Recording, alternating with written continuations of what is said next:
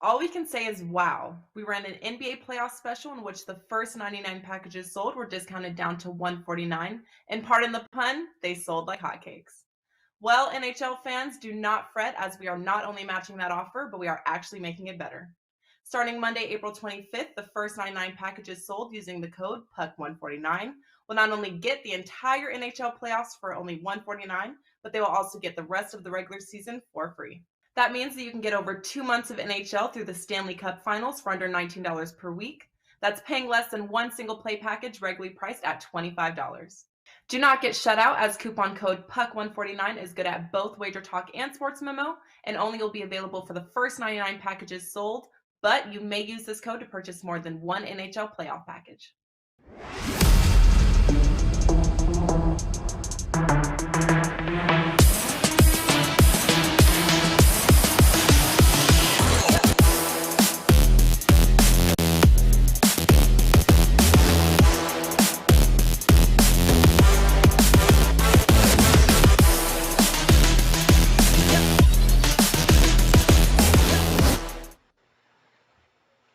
Hey guys, welcome in on a very happy Friday to you as we get ready to say goodbye to April.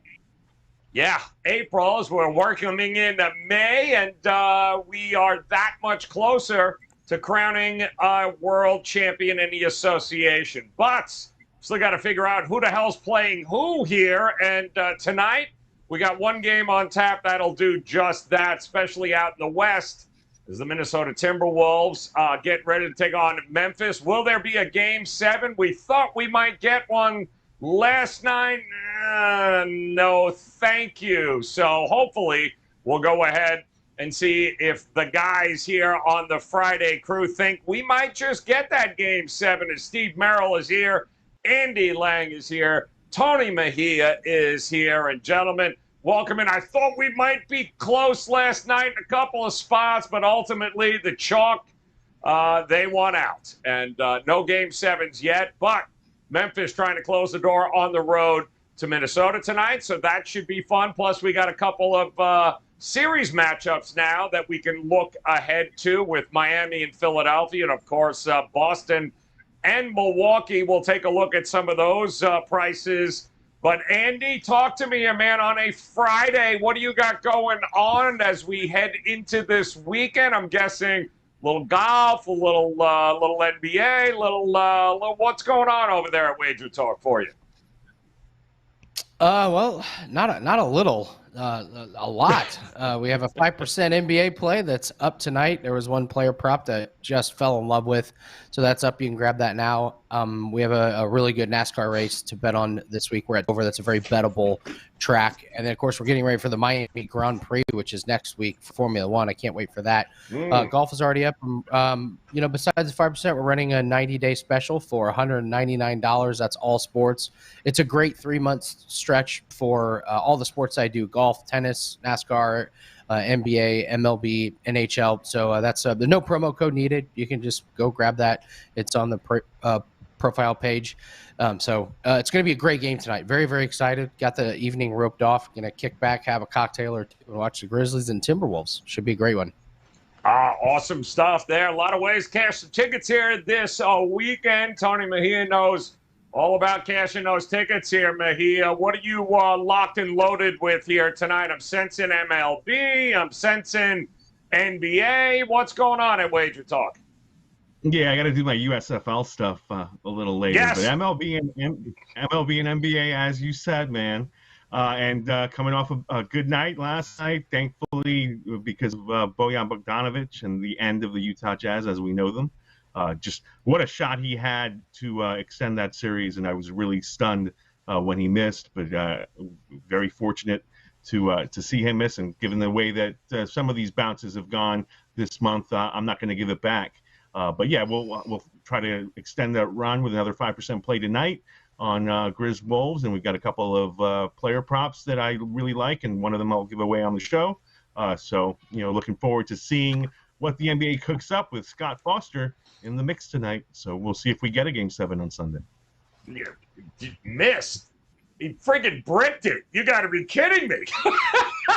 They're missing. And no, that was horrible. But that's all right. Congratulations to Dallas. And Steve Merrill will be the first one to tell you, we do want to hats off to the Utah Jazz for allowing us bettors to cash as many tickets as we did in that series, because the market, Merrill, continued to bet Utah for some unforsaken reason there. So opportunities galore in these series here. And I know you've got some opportunities tonight over at WagerTalk.com. So what's in store for us? Yeah, I mean, we have no NBA tomorrow on Saturday. So all three teams, as you said, won last night and closed the series. So we have no Saturday game. So this is the last game of the month until Sunday. But we do have a game one between Milwaukee and Boston for Sunday. We're going to talk about a little bit on the show later, I believe. And then 2 game ones on Monday. So all that we're waiting for is who plays the Warriors, right? And Memphis only has to win 1 of 2, 85% chance mathematically that they win either game 6 or 7. So it likely is the Grizzlies, even if they don't win tonight. It's a 1.5-point spread. But I do have a strong best bet on the side tonight, backed by a 94% ATS super situation, which I give you in the analysis. And don't forget about baseball. Baseball in full swing as well, having a nice season in baseball. In fact, on over a 70% run line run since last season on best bets. I've got another one going tonight, a steamroller blowout. Baseball, basketball, made a 2-for-1 combo. Steve Merrill, WagerTalk.com. Oh, by the way, bonus free baseball play as well on my page right now. Oh, so Merrill's got a little bit of everything going on there, is what it sounds like. So, well, listen, we're excited. We are thanking you guys very much for hanging out with us, and we are going to get ready for tonight's possible lead-in to a Game 7. So let's check it out as the Minnesota Timberwolves are saying, come on, we can hold on to a – no, we can't hold on to a lead. Who are we kidding? Minnesota +2 is an opening dog here at home. Memphis laying the 2. That total 229 as an open on this. And listen, Minnesota has made a lot of mistakes here. They've had opportunity after opportunity after opportunity. This could very well be a situation where they should be closing at home right now, but didn't work out that way, Andy. So it's interesting from a prop betting perspective with these two teams and some of the players that you have talked about here throughout this series. So who are you focusing in on a possible closeout game here? Well, I'm going to go a little bit obscure, and I'm going to take Patrick Beverley under 3.5 rebounds, which is now at +130, which I cannot possibly understand. He's had 3, 2, 2, and 2 the last 4 games. He's not a rebounder. That's not his job. His job is to just pester the ever-living you-know-what out of the other team, and then his job apparently also is to fire up Ja Morant, as he does the little "you're too little" thing, and then proceeds to watch Ja fire off 13 straight points, I think. But he didn't get any rebounds, and that's where we're going here for. So +130 at under 3.5 rebounds seems like an amazing price. That was around even earlier this morning when I looked at it. So it's moved in the right direction. Take a look at Pat Bev under 3.5 rebounds. And I've talked about him all day, and I got to bring him up again. Brandon Clark, just having an amazing series. Just looks great coming off the bench. He's a player that they depend on. And the line is 14.5 on his points at -120 on DraftKings. You could shop around and maybe get a better price. But I still got to go with him over his points. He's gone over in 3 straight. One game he only had 15 points, but he went 1 for 4 from the free throw line. I just love the energy that he brings, and Jaren Jackson's foul trouble has been well documented. He comes in off the bench. His minutes are pretty much guaranteed, and he's getting plenty of opportunities. And he's just a matchup problem for Minnesota throughout this series. And they're depending on him. He pretty much won them a game. And so I don't see any reason why they wouldn't go back to him tonight in big minutes and big production. So I look at Clark over 14.5 points.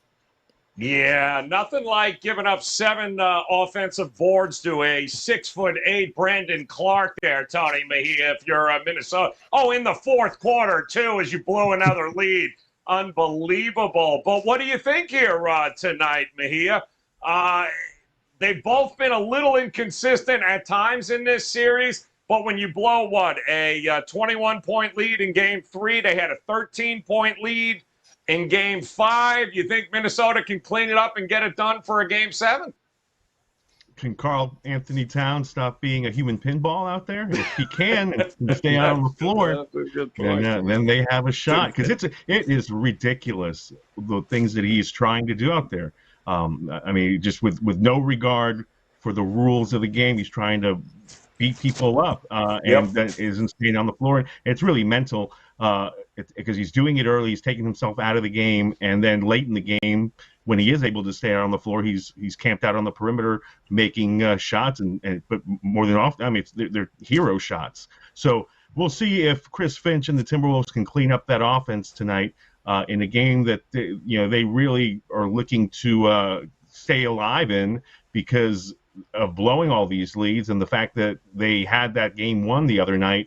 Beyond the Patrick Beverley goading Ja Morant into getting going, there was also the discrepancy from three-point range where you've got a Memphis team missing wide open look after wide open look from Desmond Bane, who actually did come up with the highest scoring total besides Morant, to Brooks, who couldn't hit the broadside of a barn despite the fact that he was open time after time. So it was a wild game. I think the score thing that a lot of people use for accurate shots had it as a blowout Memphis wins. Obviously, Memphis just won by 2 at the buzzer. So we'll see. It's been such a wild series, swings left and right, and it started right out of the gate with Minnesota hanging the 130 immediately and stealing home court advantage. Now they're trying to get back to Memphis for tonight's game. So, the one thing I want to harp on in this one is that first quarter, because it was a moneymaker early in the series, the two highest scoring first quarter teams in the entire league, and they got over. And the other night, the total was up at 60, and they just missed it by a missed free throw. I think it ended up at 59. Tonight's first quarter total is 56, which Andy brought up to me on an earlier show. And yeah, that's mildly surprising considering both of these teams like to get up and down. Maybe they think because of the closeout factor that this will start out slower. I'm not entirely sure about that. There might be value in the lower line. So there is no doubt. He brings up a point, Merrill. I mean, Minnesota goes as Karl Anthony Towns goes, but not only has he been finding foul trouble, he can't hold on to the damn ball. He keeps turning it over as well here, and he just seems like it's kind of do or die for Minnesota based upon what are we going to get from Karl Anthony Towns. Do you think he can show up and show out tonight at home and send us to a 7th game? Well, he's played pretty well the last 2 games. I mean, he's had 63 points combined in games 4 and 5. Of course, that was after that 8-point debacle in game 3, and that was a home game, of course, as well. And that's when they blew that not only a 23 but also a separate 25-point lead. And his press conference afterwards was just awful. And they basically just said, "I'm going to home have a drink," I think, or something. So I mean, it didn't seem like he owned up to it. But as we often see, we got the bounce back, and star players should bounce back. He had the 33 and 14 rebounds after that, 28 and 12 rebounds after that. So, does he continue to play better, or do we have another clunker like we did in that first home game back in game 3? I'm going to look at the total here. I do have a strong best bet on the side. As I mentioned, it's backed by 94% ATS situations. I feel pretty confident about who's going to win this game and cover. I also think the total is interesting, though. As Tony said, it's dropped substantially from the opener in game 1. And one thing we talked a lot about Minnesota this year on the show quite often is how they were an automatic overplay on the road, but they were much better defensively at home. In fact, on the season, they allow less than 44% shooting at home. They allow almost 48% on the road. They were 31 and 13 to the over on the road this year, including the playoffs. They're 22 and 21 to the under at home. With that said, though, I would still lean over. I'm going to take the adjusted line value here. This total is a full 11 points lower than the game 1 total. And I know it's a home game versus a road game, but I think that's an overreaction. It's because 3 of the last 4 games have gone under since that first game went over in game 1. We've had 3 out of 4 unders. Shooting percentage from Memphis has not been very good, especially the last game. They shot just 41.5, shot just 42 back in game 3. I expect the Grizzlies to shoot better tonight. I think Minnesota at home also shoots well. They've put up 45 and 48 the last 2 games. And something I wanted to talk about was Ja Morant on and off the court. It was amazing how well Memphis played this year with Morant missing a lot of games. I do think he's a star player, but he's a great offensive player. There's still some debate about his defense. In fact, if you look at the stats this season, per 100 possessions, They're about 3.5 points better with him. They're 5.5 points weaker defensively with them. So that's almost a net 2 points per 100 possessions higher scoring with Morant in the lineup. He, of course, is playing tonight. So I think we get a little bit of a sneaky over. I agree that normally game 6s and 7s are a little lower scoring, the elimination games, but we also might see some fouling and extending, at the end there. Since it is an elimination game, Minnesota's not going to leave it on they're going to leave it on the court. And if you look at the first half line, it's 111.5, which means the second half should be almost 3 baskets higher, like 117.5, 118. I think that makes a lot of sense. I think we'll get some points late and we'll get over to 229. So I'll say it. The trend is your friend. Maybe here tonight, guys, but here are the numbers. Road favorites in a game 6 since 2005. 28, 11, and 1. That is a 72% winning percentage there for those road favorites in a game 6 here, guys. So we'll see if Memphis can get it done. And hell, we're even going to see if they go off a favorite at this point. So it'll be interesting as the numbers continue to fluctuate back and forth. Will there be a game 7? Won't there be? We'll figure that out. But we do have, like Merrill said, a couple of game 1s coming up here next couple of days. By next week, we're going to have a whole lot of things settled here. But the first series that we've known for a little while here, guys, as we see at some of these series prices right now, that Boston-Milwaukee we've known for a couple of days. The market seems to be in favor of Boston, at least early on. Phoenix and Dallas, we just learned of that last night with Phoenix closing out New Orleans. Miami and Philadelphia, also interesting numbers here, but they're all fairly close, or at least closer than I think anybody might have thought we had gotten at this point. But that Boston-Milwaukee there, Tony Mejia, health of Boston? Are we?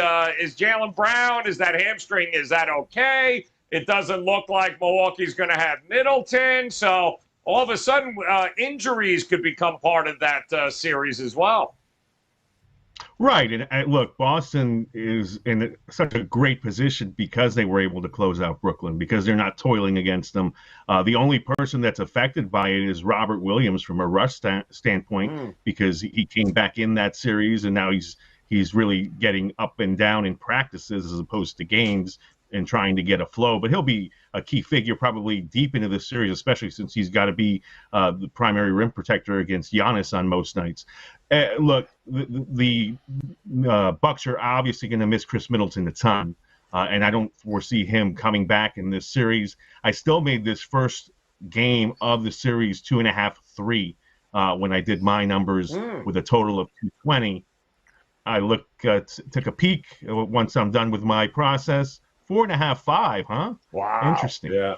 And certainly you see that the Boston Celtics are getting mad respect for what they did against the Nets, and that, I mean, do you consider that the Middleton thing is an overreaction, or will they be severely limited? Because it is true, Connaughton, Grayson Allen, Wesley Matthews, they all responded against the Bulls, and the Bulls were a walking corpse by the point that games after they won that first game. So it's going to be a completely different challenge against the Celtics.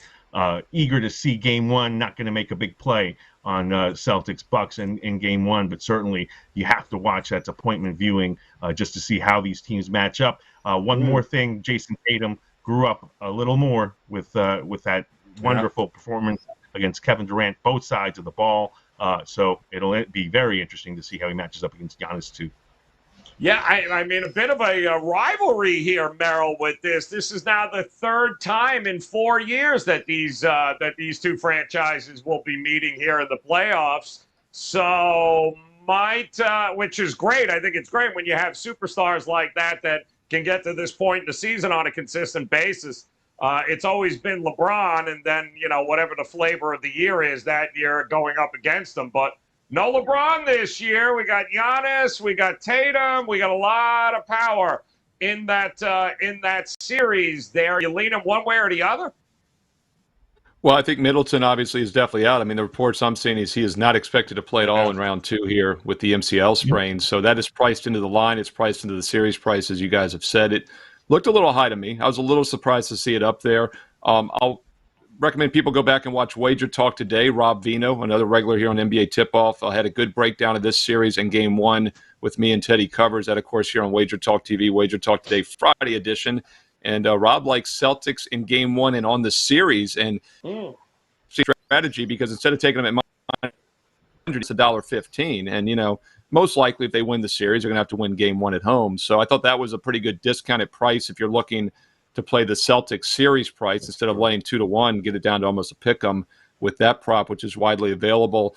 Looking at the 4 regular season meetings, high-scoring games, over in 2 of the 4, but they had 230 or more in 3 of those 4 games. Obviously, things slowed down in the playoffs. Middleton is a loss offensively, but if you look at his defensive numbers, he's just as much of a loss defensively as well. So I really think as far as the totals go, it's kind of a wash, but it's definitely worth probably several points for Milwaukee not having him in the lineup. Yeah, no, it's not going to. I'm sure they would love to have him over there, but they certainly have enough experience now, this crew, to be able to get by without him. We'll see if he does it. Andy, you got 3 series that we know of right now. When you look at them, where does a prop bet, from a prop betting perspective, which series do you gravitate to here that you're looking the most forward to? Yeah, obviously we're looking forward to all of them. I'll start with Bucks and Celtics. I would say one thing about the Bucks and the Celtics when handicapping it, the last couple games of the year, or the last couple games that the Bucks and Celtics played towards the end of the year, I don't want to say threw them out the window, but Tatum didn't play in them. Middleton did. So Right. just be careful when you're looking at player props and saying, well, wow, this person went way under. I was like, well, yeah, that's because Middleton took 20 shots. That's not going to be available. Brook Lopez fell off a cliff. I'm excited to take his unders. And I think I'm playing Giannis unders, his points, rebounds, and assists. Boston is one of these teams that can throw a lot at Giannis. Tice can be, your 6 fouls walking guy. But they can do you're not going to stop Giannis, but you can slow him down. You can beat him up. You can put him on the free throw line, and they've got at least some size. Tatum can take his, shot guarding him for a few minutes. You can throw Horford at him. You've got Tice. You've got Williams. So I think they're going to do a lot better than most teams will at slowing down Giannis. I think I'm looking at the props right now. His PRA is 50.5. I would lean unders to that. And without Middleton, you mentioned it. Middleton's a big loss defensively. I think Tatum continues his run. I would be neutral on Tatum props, but since they don't have Middleton, I just don't really know how they're going to slow him down the entire game. So I would look for him to continue to keep cashing his overs. So I'm looking at Giannis and Lopez unders and Tatum on overs. All right, good stuff there. And Merrill, the Heat and 76ers, that game will go Monday here, guys. Should be in there. They split the season. The numbers there, so they split on that. No harm, no foul. But the Heat 49, 37-1, 57% against the number this season. They were certainly undervalued much of the season in the marketplace. We know how well they were to the over. Everyone kept saying, "Oh, that defense, they're going to go under." Man, there were a lot of overs with them here this year. Heat 76ers, this game, it goes 6-7? Is it a short series? What do you think? Well, you think it's going to be a competitive series. I mean, the top 4 teams in the East are all within 2 games of each other. Miami beat the other 3 teams by 2 games, to have the 1 seed instead of the 4 seed. Philly was one of those teams.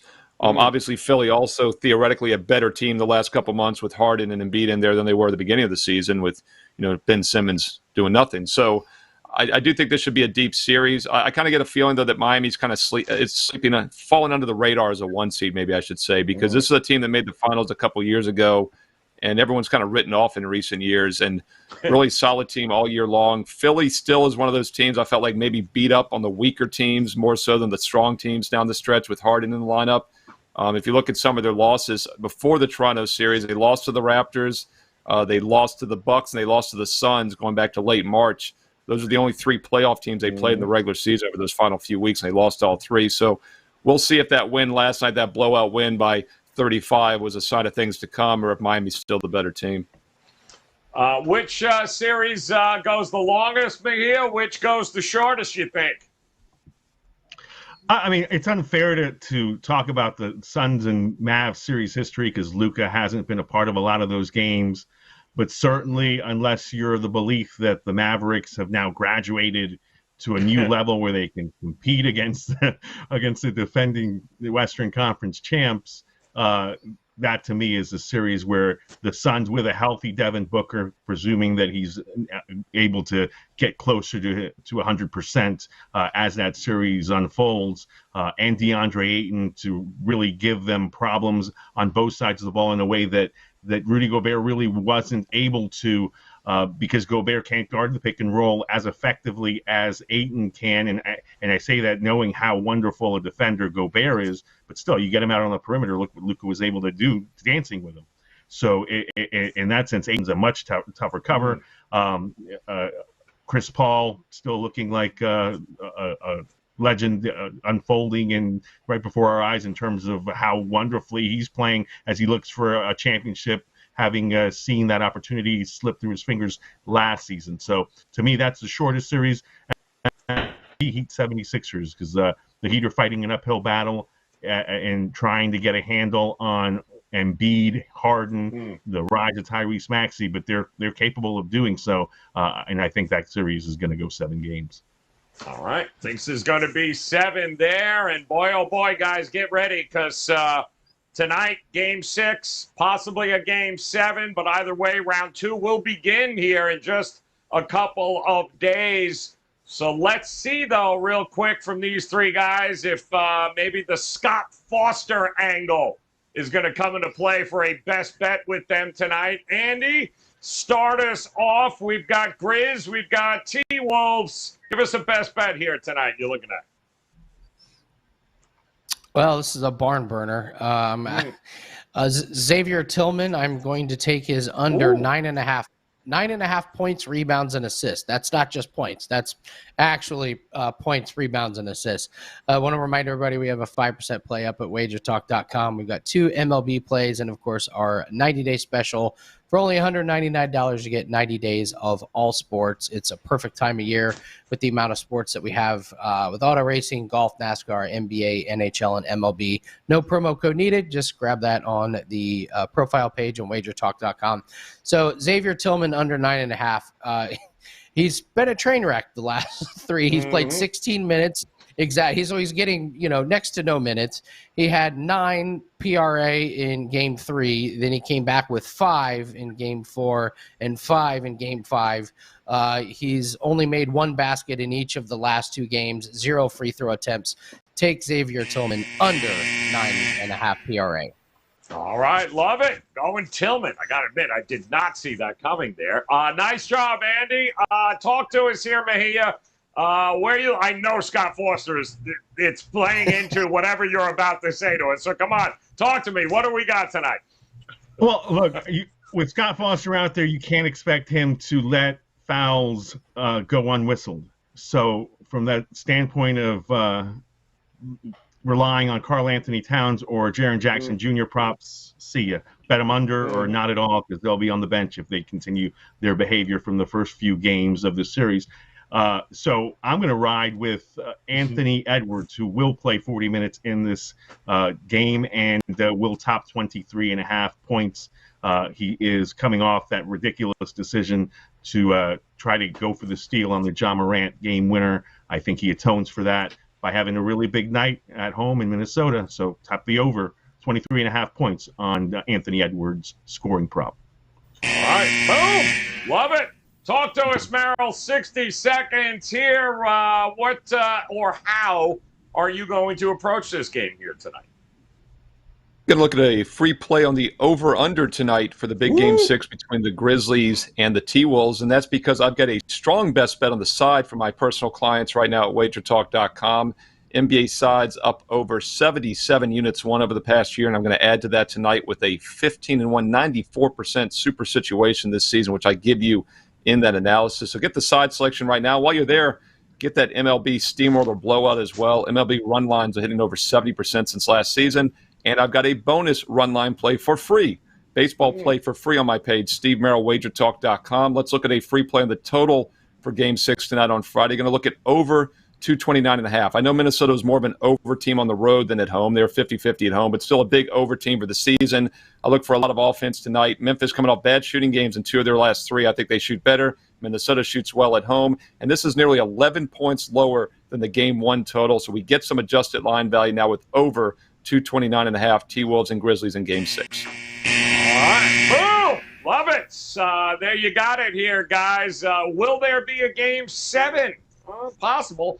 We'll know tonight, but I do know that all 3 of these gentlemen, Andy Lang told you, got a 5% best bet locked and loaded here tonight. Mejia and Merrill, they are ready to go. There is no reason as we get ready to head into this weekend not to make it one of the most profitable yet this year as we get ready to say goodbye to April.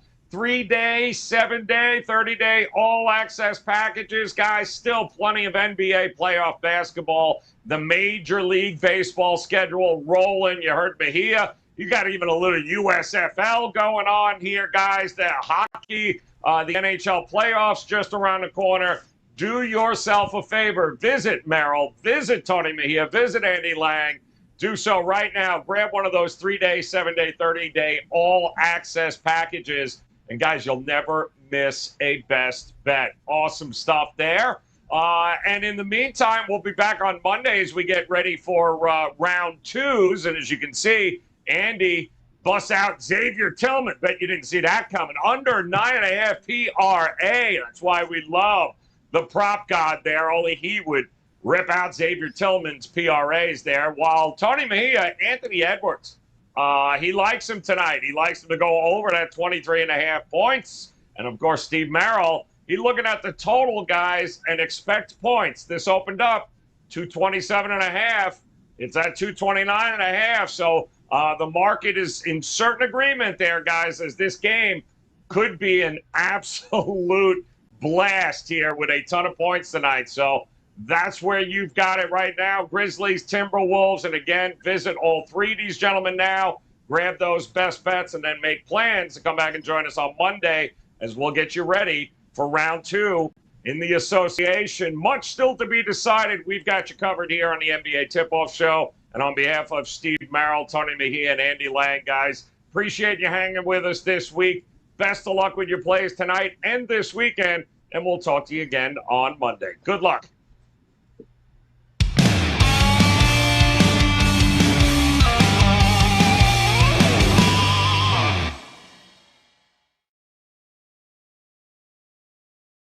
All we can say is wow. We ran an NBA playoff special in which the first 99 packages sold were discounted down to $149. And pardon the pun, they sold like hotcakes.